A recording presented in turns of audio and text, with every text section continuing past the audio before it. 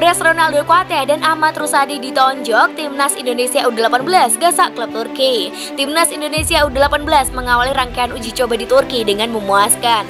Tim Garuda Muda itu berhasil mengatasi perlawanan Antalyaspor U18.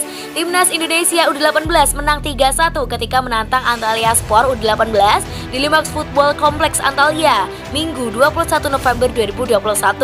Gol pertama Timnas Indonesia U18 dibuat oleh Ronaldo Kuate pada menit ke-33. Sepakan penyerang asal Madura United itu mampu menggetarkan gawang Antalyaspor U18. 5 menit sebelum turun minum, Garuda Muda mendapatkan hadiah penalti. Alfrianto Diko yang maju sebagai eksekutor menuntaskan tugasnya dengan baik. Timnas Indonesia U18 unggul 2-0. Antalyaspor U18 mampu memperkecil ketertinggalan pada menit ke-45 melalui Denir. Namun Timnas Indonesia U18 dapat kembali menjauh lewat gol kedua Ronaldo Kuate. Tendangan pemain berusia 17 tahun itu pada menit ke-81 berhasil menjebol gawang Antalyaspor U18 untuk membuat skuad Garuda Muda unggul 3-1. Kekerasan terjadi di penghujung pertandingan. PSSI melalui live tweet di akun Twitter @PSSI melaporkan bahwa bek Timnas Indonesia U18 Ahmad Rusadi ditonjok oleh seorang pemain Antalyaspor U18. Setelah kejadian itu, keunggulan 3-1 Timnas Indonesia U18 atas Antalyaspor U18 tetap bertahan hingga peluit panjang dibunyikan. Kemenangan ini menjadi modal penting bagi Garuda Muda dalam menjalani latih tanding di Turki. Setelah melawan Antalyaspor U18, Timnas Indonesia U18 akan menghadapi klub Turki lainnya, Allianspor U18 pada 24 November 2021 dan tim nasional negara lain 3 hari berselang.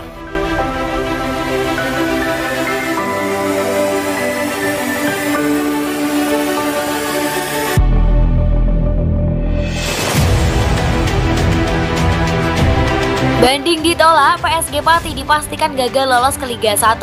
Komite Banding atau Komdik PSSI menolak banding PSG Pati. Klub Liga 2 ini tetap kena hukuman pengurangan poin sehingga gagal promosi ke Liga 1. PSG Pati memainkan pemain ilegal yakni IGD Sukadana pada laga kontra Persis Solo yang berakhir imbang 1-1. Pada pekan ke-6 Liga 2 3 November lalu. Saat itu Sukadana baru saja didatangkan PSG dari PSMS Medan. Masalahnya IGD Sukadana sedang terkena hukuman Komdis PSSI yakni larangan bermain karena ulahnya pada putaran pertama Liga 2 bersama PSMS. Ia melakukan tackle keras ke pemain Semen Padang dan di kartu merah pada 14 Oktober 2021. Komdisi PSSI kemudian menjatuhkan sanksi ke PSG Pati yakni vonis kalah walkout atau WO03 dari Persis dan dikurangi 3 poin terkait keputusan Komdis itu. PSG Pati pun mengajukan banding.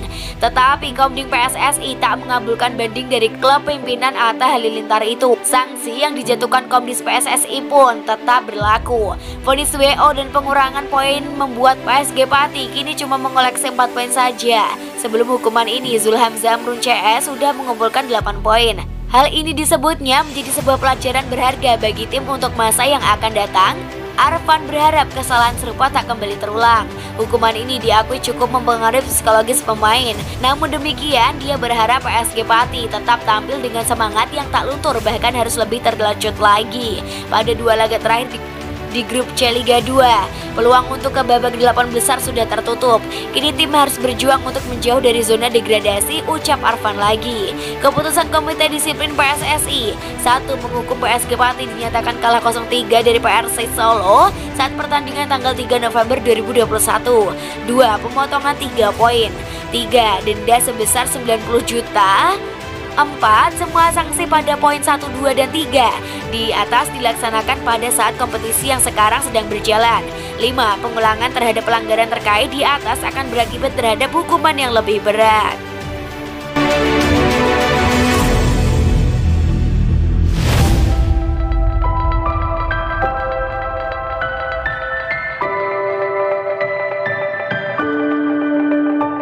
Gaji Sintayong paling tinggi di Asia Tenggara, tembus 14 miliar. Bahwa Timnas Indonesia juara Piala AFF 2020, gaji Sintayong paling tinggi di Asia Tenggara ketimbang pelatih top lain.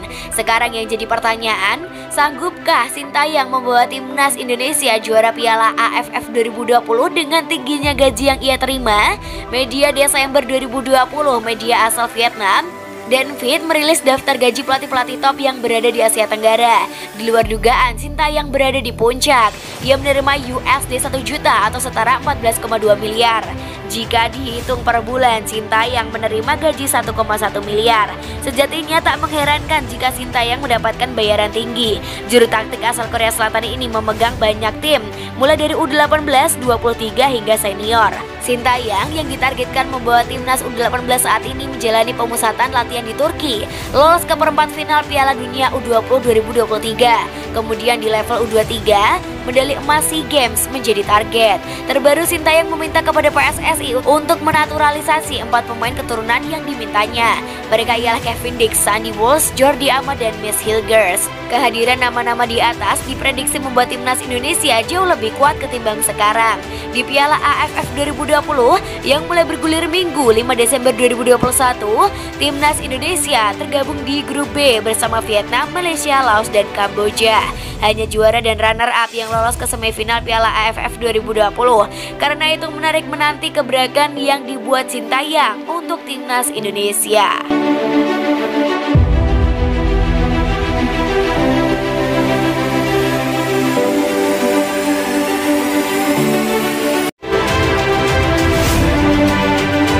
Elkan Bagot panen pujian bikin pertahanan timnas Indonesia lebih oke. Meski timnas Indonesia kalah 0-1 dari Afghanistan dalam FIFA Matchday Selasa 16 November 2021 malam waktu Indonesia Barat di Antalya, Turki, Elkan Bagot tetap menuai pujian. Sayang ia harus ditarik keluar pada pertengahan babak kedua karena cedera. Elkan Bagot mampu tampil ciamik dalam mengawal lini belakang timnas Indonesia bersama Fahrudin Arianto. Dia adalah tembok yang tangguh dengan posturnya yang menjulang mencapai 194 cm. Beberapa kali pemain berdarah Inggris Indonesia kelahiran Thailand itu berhasil membuat penyerang lawan frustasi dengan penampilan apiknya. Dia tidak segan menutup ruang gerak hingga membuang bola saat lawan terlihat mulai masuk pertahanannya. Selain mencatatkan passing terbanyak 41 pada laga tersebut, peluang pertama timnas Indonesia juga bermula darinya. Dari tengah lapangan, dia mengirim umpan ke sayap kiri pada Witan Sulaiman. Bola diteruskan ke Ricky Kambuaya dengan menghasilkan tembakan yang masih melenceng dari gawang lawan. Petaka terjadi menit 68. Usai membantu penyerangan timnas Indonesia, ia mengalami cedera. Victor Igbenevho kemudian masuk menggantikannya. Timnas Indonesia tetap berhasil bermain rapat di lini pertahanan meski tanpa Elkan Bagot. Apes Afghanistan mencuri gol menit ke-85 melalui Omid Popalzi yang bertahan hingga laga usai.